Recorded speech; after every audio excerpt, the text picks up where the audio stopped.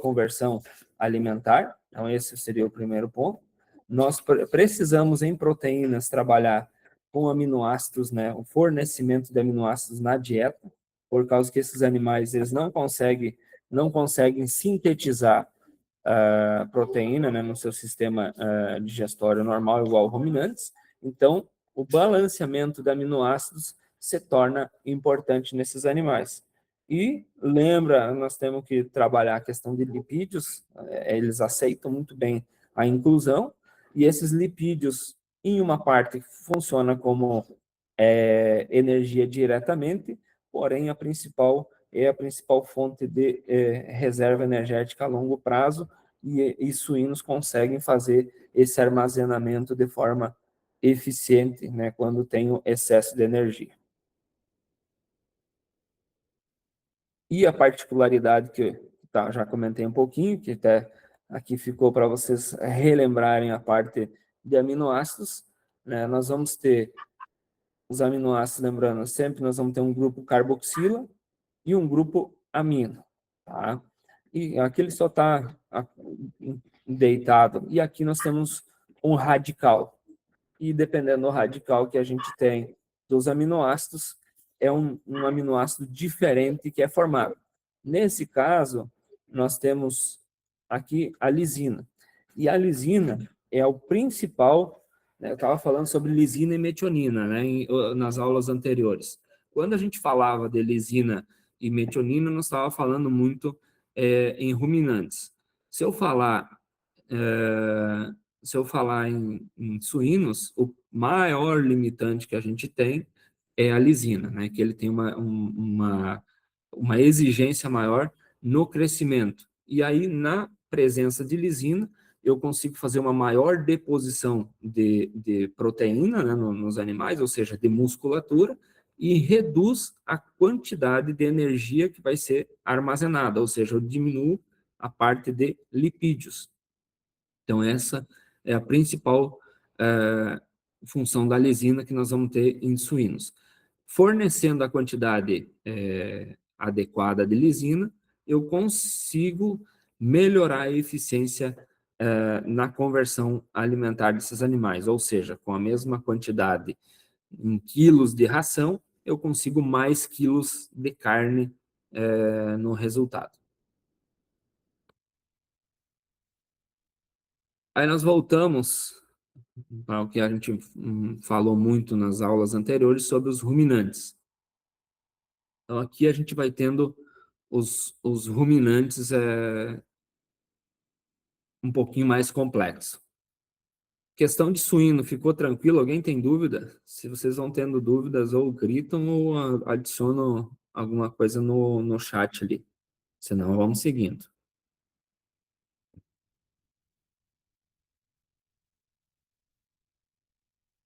Tranquilo, Pro. Tá. É mais uma revisão, né? Espero que para a grande maioria. Vamos lá. Nós estamos olhando o rumen aqui.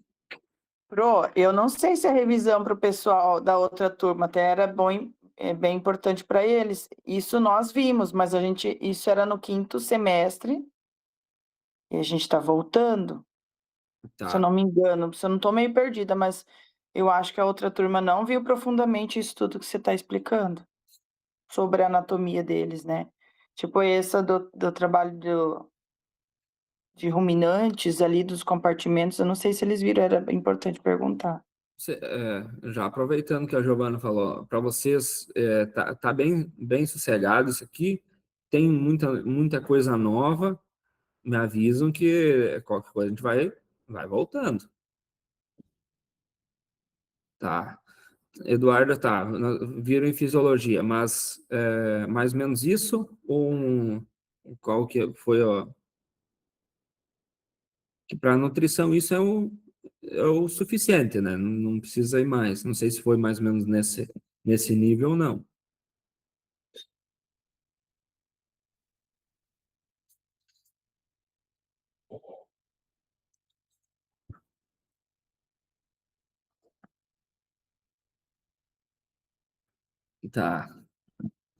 Tá, beleza. Vamos seguindo. Quem consegue me ajudar aqui? Eu estou vendo o rumen desse ruminante aqui. O rumen não, sistema digestório. Eu estou do lado direito ou do lado esquerdo do animal?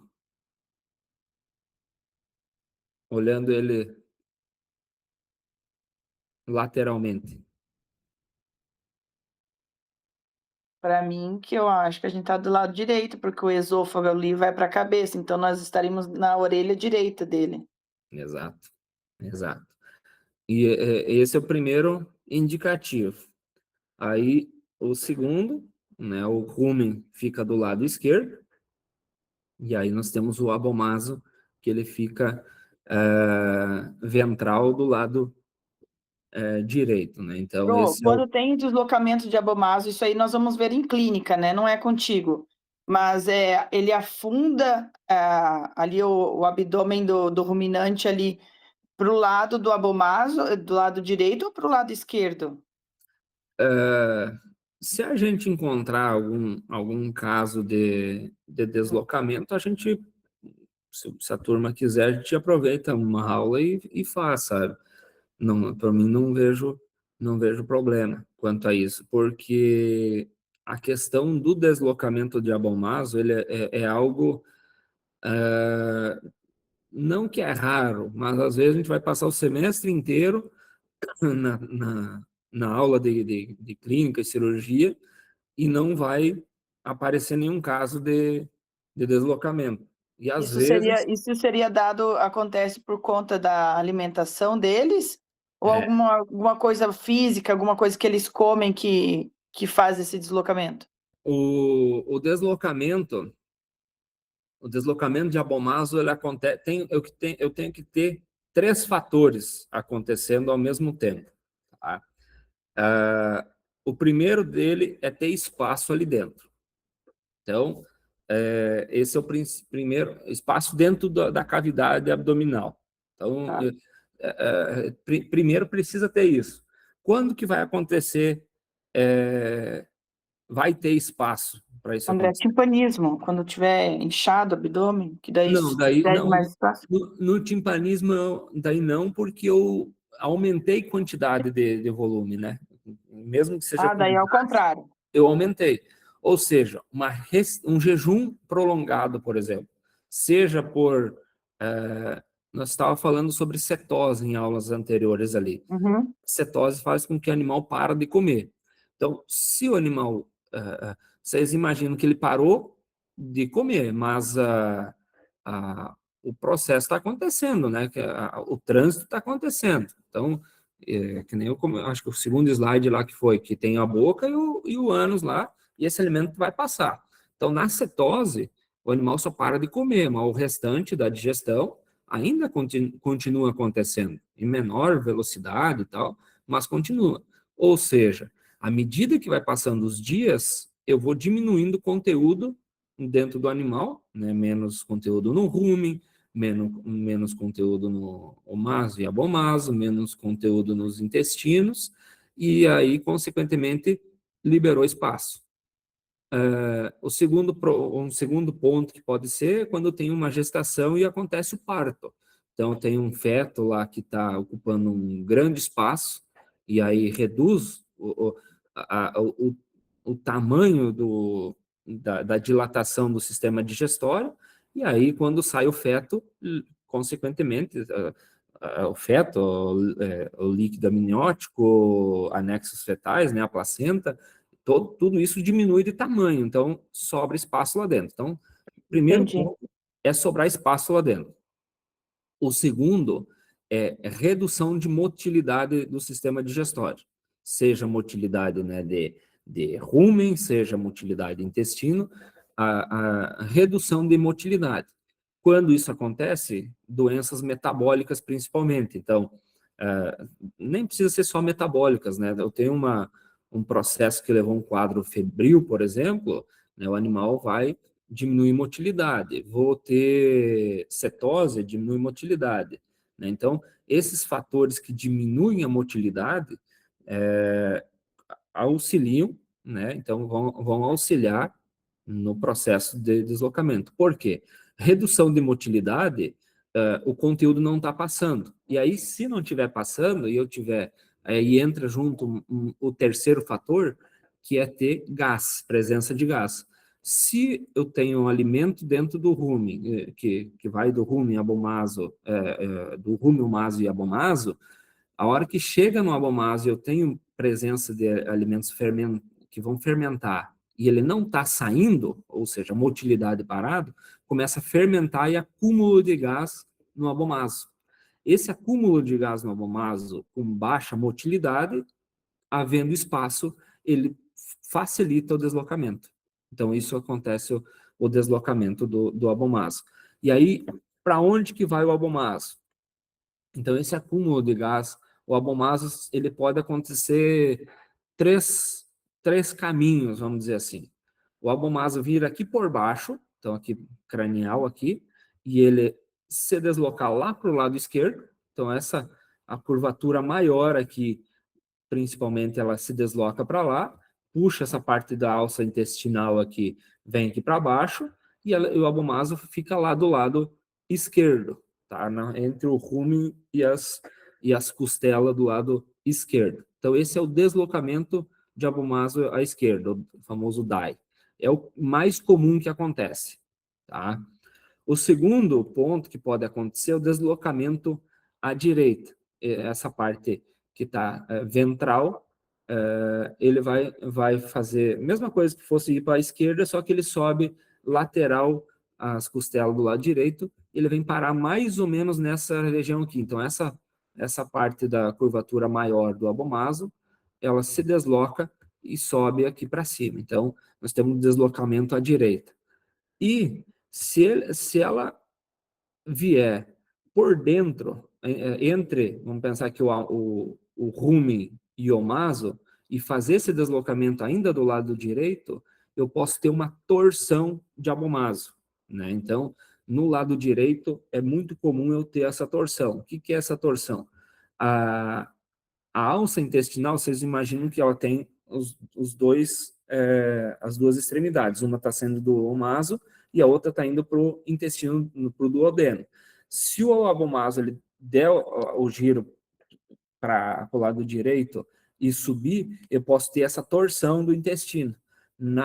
Nessa torção, reduz o fluxo sanguíneo, né? E aí eu posso ter necrose, e aí a morte do animal, ou o risco de perder o animal, é muito grande. Então, eu tenho 3 caminhos do abomaso. Então, quando a gente vai falar sobre ruminantes, se eu tenho muitos casos de deslocamento de abomaso, grande chance de eu ter erro nutricional, tá? Então, esse é o principal fator, a primeira coisa que a gente vai avaliar numa propriedade.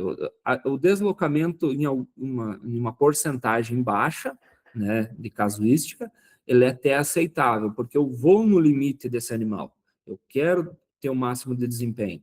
E o máximo de desempenho pode acontecer alguns deslocamentos, mas tem que ser no máximo ali 2, 3% de incidência no ano de deslocamento de abomaso em relação ao rebanho em lactação. Então, esse seria o principal ponto. Se nós tiver mais chance de trabalhar sobre deslocamento de abomaso, a gente vai trabalhar que ele é o fundo. Eu sempre digo que o deslocamento da abomaso é o fundo do poço, tá? Por que ele é o fundo do poço? Normalmente, quando a gente tem alguns problemas, vamos pensar os principais. Eu tenho parto gemelar em ruminantes. Se eu tenho parto gemelar, né, em bovinos, ruminantes, se nós pegar os pequenos ruminantes, é algo bom. Eu quero gêmeos ou trigêmeos. Mas quando eu pego em ruminantes bovinos ou bubalinos, eles são um parto, e cada parto gera um feto só de gestação, então vai gerar um bezerro. Quando eu tenho gemelar, normalmente vem complicações pós-parto. Então já vai iniciar que a placenta não vai fazer o descolamento. Por que não vai fazer o descolamento? Um parto gemelar normalmente antecipa o parto. Tá? Não consigo chegar na gestação que nem fosse um parto de um feto. A antecipação desse parto, normalmente, antecipar o parto, normalmente vai acontecer que eu não estou com a placenta, a gente chama madura, ou seja, todos os sinais hormonais foram enviados em momentos adequados para acontecer esse processo. Quando isso acontece, a placenta vai ficar retida. Placenta retida é o segundo passo que pode acontecer é uma infecção de útero, ou seja, eu tenho algo que já não tem mais circulação, porém ela não foi liberada. Então pode começar a ter uma contaminação de micro-organismos nessa placenta, que vai levar esses micro-organismos para dentro do útero e fazer uma metrite, uma infecção. Essa infecção, então, já afeta o sistema do organismo inteiro e vai acontecer pode levar a uma septicemia ou um processo infeccioso que vai levar a febre, apatia, o animal fica bem prostrado. Então, já é um segundo ponto. Com isso, o animal reduz o consumo. Reduzindo o consumo, e eu não tratando de forma imediata essa metrite, leva a uma cetose, porque o animal está comendo menos e eu tenho uma exigência pós-parto. A cetose vai levar a um menor consumo ainda, vai ter ainda alimentos ali dentro, como foi um pós-parto, tem espaço e a motilidade por todas essas doenças reduz, acontece o deslocamento. Então, o deslocamento da bomasa ele é sempre uma consequência que nós vamos ter. Então, se eu tenho a dieta ajustada, é um caminho.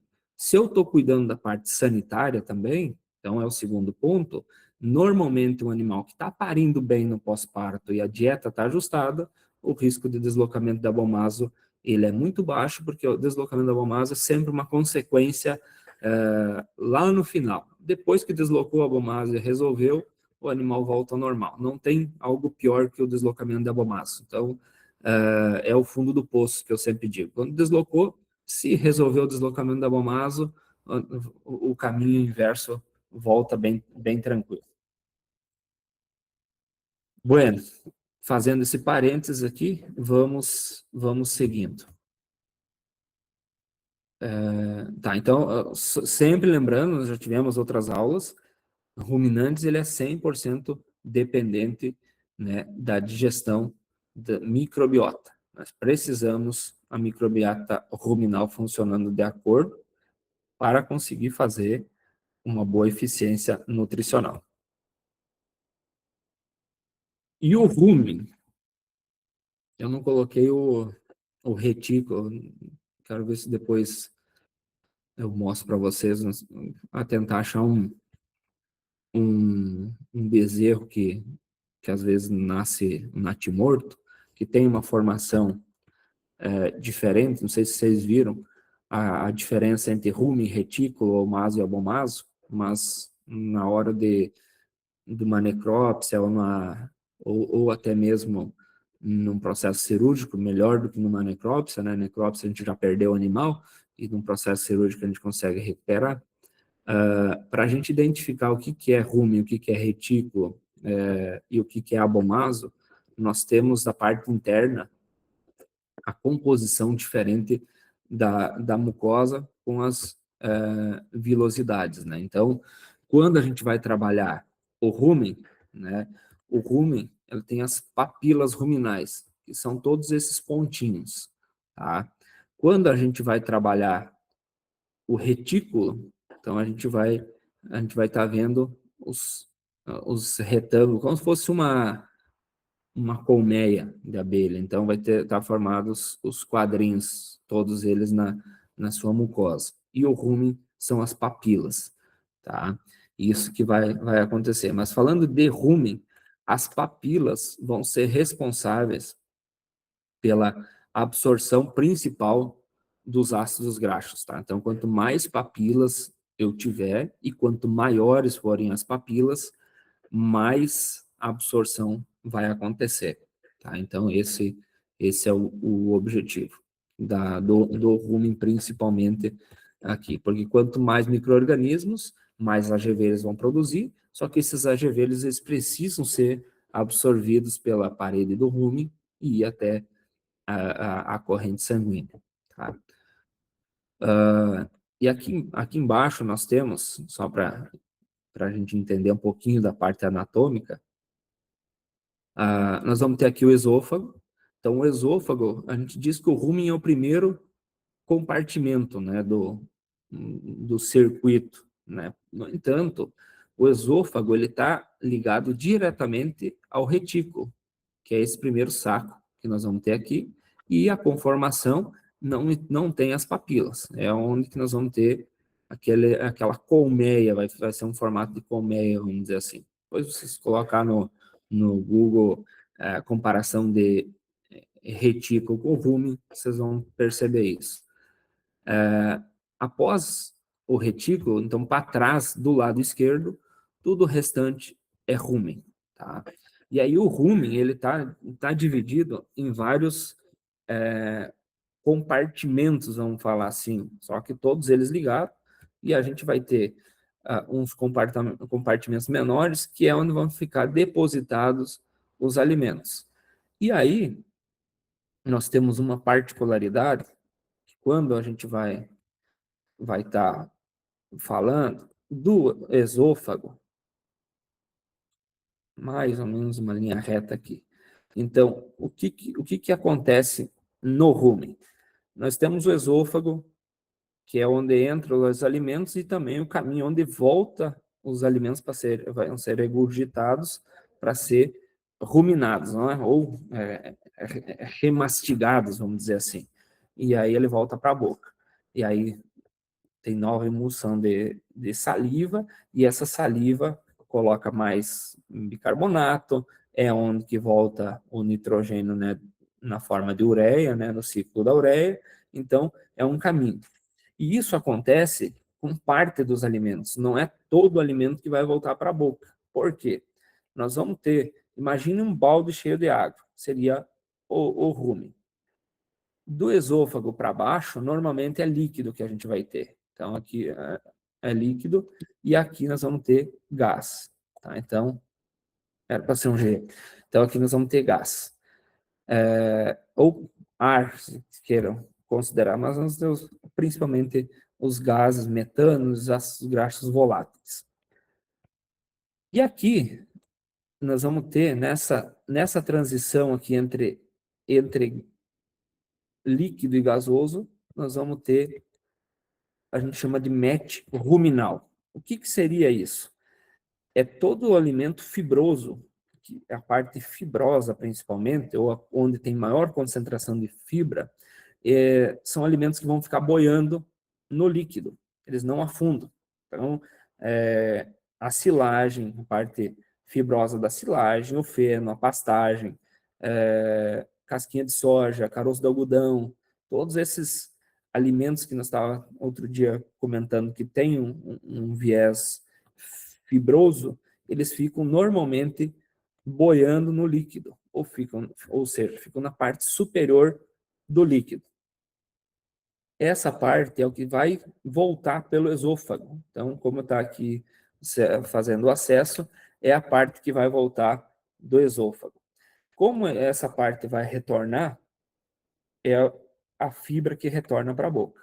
Aqui embaixo, quanto mais embaixo, aqui a gente vai ter mais minerais, mais amido, mais proteína, são os alimentos mais densos. Então, esses alimentos, eles descem mais na parte líquida, e aí fica passando de aqui a gente chama de sacos, né? Então, vai sair do saco ventral, pode ir para o suco, aqui para o saco caldo ventral. Aqui nós temos um ligamento suco coronário, só que divide os sacos, ou seja, esses sacos aqui, na hora que está tendo contração do rumen, eles vão mudando de um lugar para o outro, para conseguir ter um maior contato com os micro-organismos. Então, nós temos mais micro-organismos que ficam na parte superior, que vão estar mais uma digestão de fibra.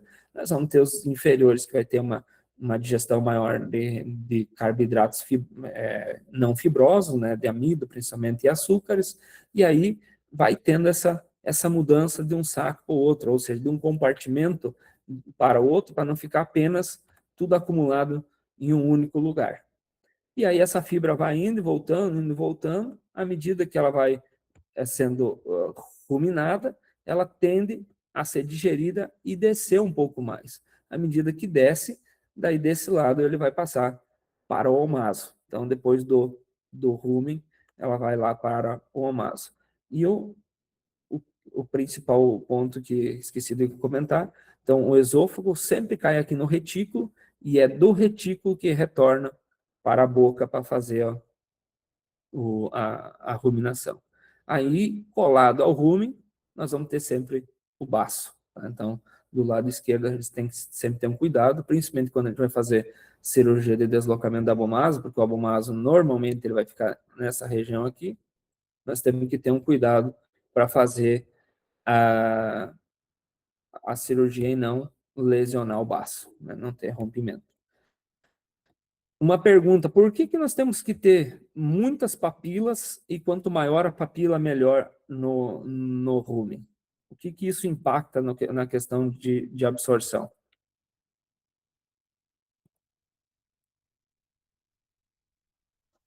As papilas do rumen ou da boca? Do rumen. Eu acho que vai absorver mais, quando tem mais papilas, vai ter mais ruminação, eu acho. Não, a ruminação pode ser igual à quantidade de ruminação. Tá? Não vai influenciar, porque a ruminação ela é ida para a boca e voltar. Então, isso vai estar acontecendo. Aqui, as papilas elas estão mais focadas na absorção. Né? Daí, por que quanto mais papilas e quanto maiores as papilas, é melhor a absorção?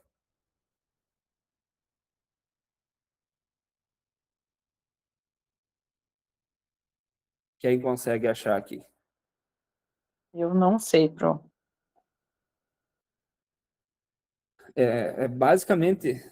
Basicamente vai ser por causa da área de contato. Deixa eu tentar desenhar aqui. Ó.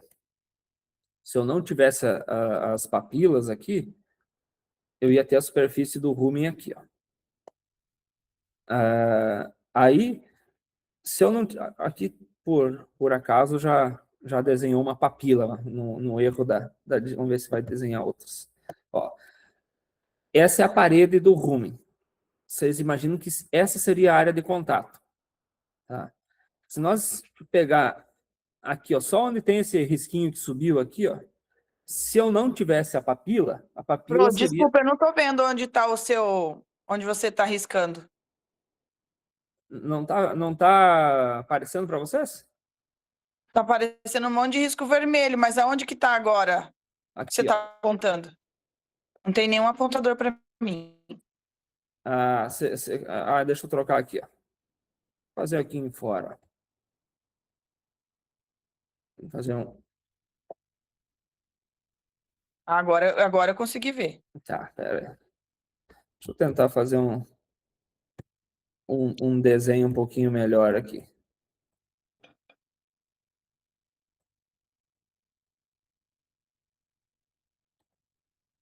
Aqui, ó. Vocês imaginam daqui até aqui é o mesma distância que esses dois pontos na parede do rumo. Então imagino que seria aqui uma linha contínua, seria o rumen sem papila. Ou seja, vamos pensar aqui tem 1 centímetro, um exemplo, 1 centímetro aqui de área de rumen. Se eu faço uma papila alta, a base do rumen, a base da mucosa do rumen também é 1 centímetro.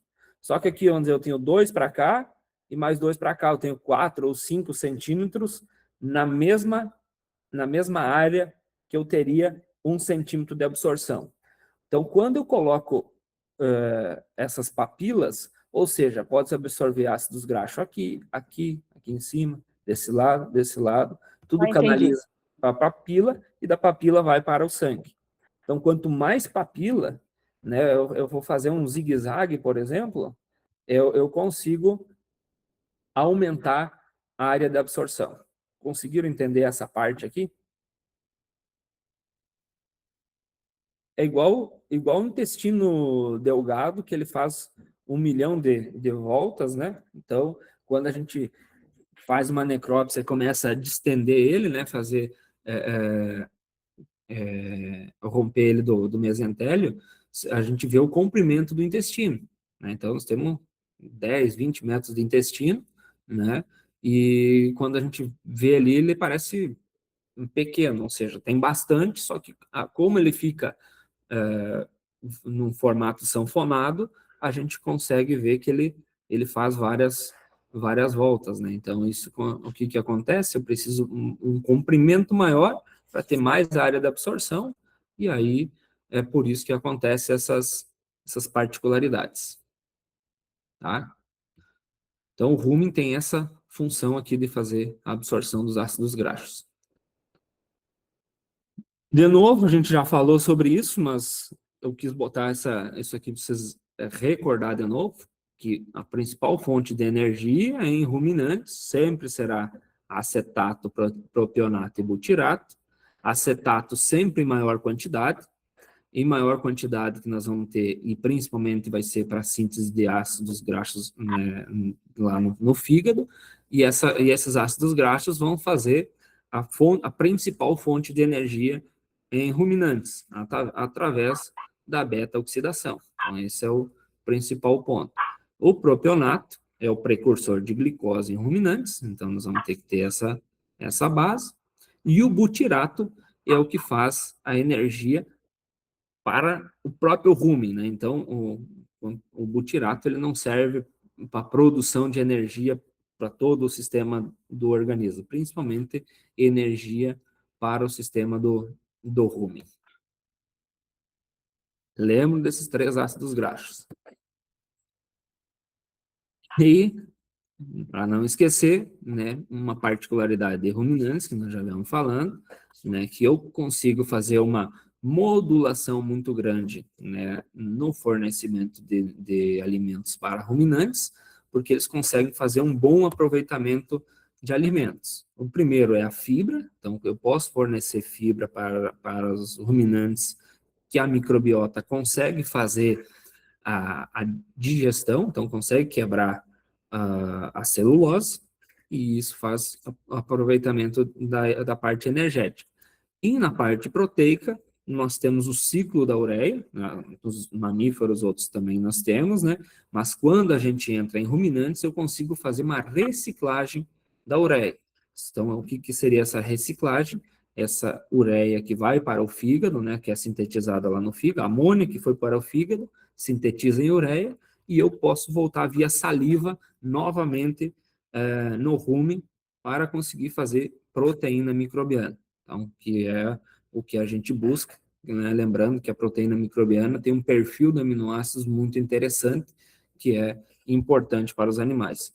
Nas outras espécies, a gente não tem essa capacidade de conseguir fazer esse ciclo. O ciclo da ureia vai acontecer, mas apenas vai ser excretado, né? Então, vai ser enviado via urina e perdido essa proteína. E aí, em ruminantes, quando a gente vai falar do metabolismo energético, principalmente, nós temos um problema significativo, que é a questão do timpanismo, tá? Timpanismo e acidose, tá? Então, são 2 pontos que a gente tem. Quando a gente fala em excesso de amido, tá? Então, excesso de carboidrato não fibroso pode até ser açúcar ou amido, e falta de fibra, né? Então, normalmente é ou um ou até os dois juntos. Posso ter uma dieta com alto amido e baixa fibra, ou às vezes até ter uma quantidade significativa de fibra, mas o amido ou a energia altamente fermentável foi muito elevada. E aí o principal fator que a gente tem é a acidose. Então, o primeiro ponto que vai acontecer é uma acidose. O que seria a acidose? E a acidose ruminal. Nós estamos falando que tem excesso de ácidos no rumen, ou seja, aconteceu uma fermentação muito além do desejável. Quando a gente tem essa fermentação, normalmente nós vamos ter, a fermentação vai produzir os ácidos graxos voláteis e também vai produzir metano, vai produzir CO2, né, nesse processo de fermentação, e aí a gente vai ter um acúmulo de gás no rumen, tá? E aí esse excesso de gás no rumen que pode levar ao timpanismo, tá? Então o que seria o timpanismo? Excesso de gás no rumen. Onde que fica o rumen no animal? Do lado esquerdo.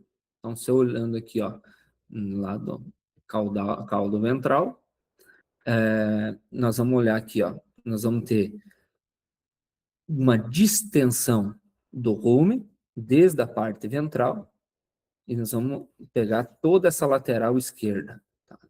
Quando eu comparo com o lado direito ele fica normal, tá? Então, não tenho essa alteração.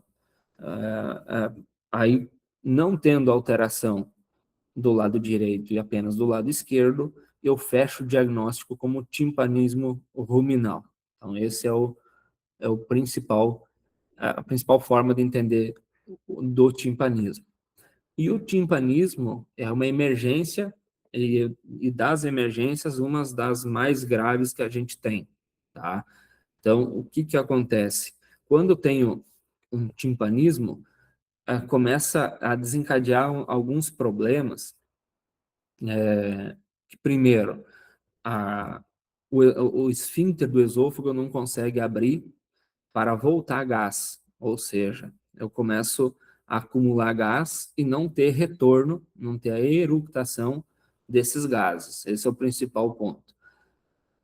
A dilatação em excesso do rumen não vai acontecer mais motilidade, vai parar muito a motilidade, e aí esse conteúdo que está no rumen não consegue ir para o omaso, abomaso, intestino. Então, começa a não ter saída nem para abomaso, intestino, e nem voltar esses gases, que é o caminho normal, e ser eructado no momento do processo de ruminação.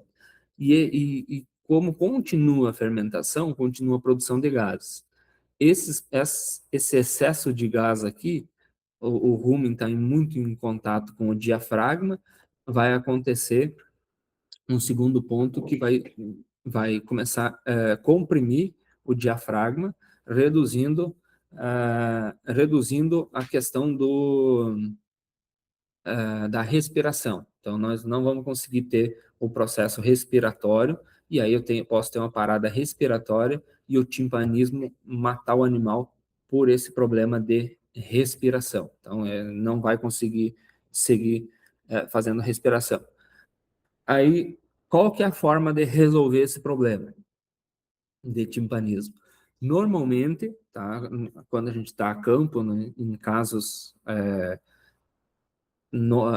excepcionais, né, que a gente já está prevendo que pode ter timpanismo em alguns animais, né, seja no gado de corte acontece muito quando a gente pega gado do campo e em grande quantidade e confina eles, essa mudança brusca na dieta e uma dieta altamente fermentável pode levar a um caso de timpanismo. E aí a gente vai rodar o confinamento, a gente já vai estar vendo esses animais, e normalmente a gente anda já com um trocáter, né, que é o equipamento que a gente vai furar, literalmente aqui, ó, o vazio, e é onde está o rumen, e vai esvaziar esse gás aqui. Então, é de forma imediata, né, é um procedimento rápido, que é uma intervenção que a gente precisa fazer de forma rápida, porque se deixar horas, esse animal vem a óbito e não consegue reverter. Então, é um processo que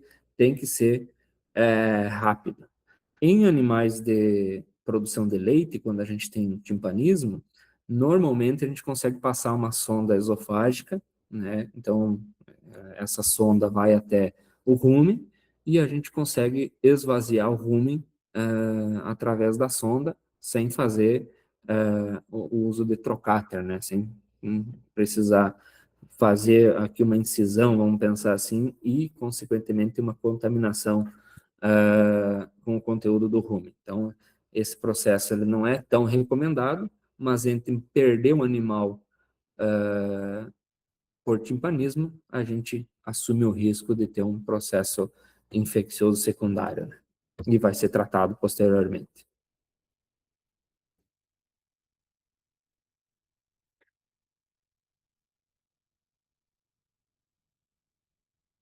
Como é que vocês estão, pessoal? Querem fazer um intervalinho de alguns minutos? 10, 15 minutos?